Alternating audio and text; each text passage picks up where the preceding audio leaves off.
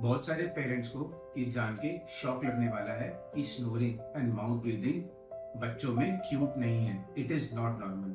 Hi, I am doctor Ankit Parashar, ENT consultant eight Asian hospital Faridabad. ये बात समझना जरूरी है। अगर बच्चा स्नोर कर रहा है तो उसके एयर पैसेज में कोई ना कोई रुकावट है। बच्चे को सांस लेने के लिए एक्स्ट्रा मेहनत करनी पड़ रही है। उसकी डे टू डे एक्टिविटी खराब हो रही है। रात को उसकी नींद पूरी नहीं हो रही है।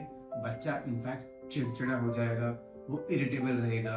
छोटे बच्चों में मोस्ट कॉमन कारण होता है या तो टॉन्सिल्स या फिर एडेनॉइड्स या फिर एलर्जिक राइनाइटिस, बट कभी कभार ओवरवेट बच्चों में भी ऐसा देखा गया है। तो please get in touch with your ENT specialist here at Asian hospital ताकि हम आपके बच्चे की स्नोरिंग को रूट कॉज से खत्म कर सकें।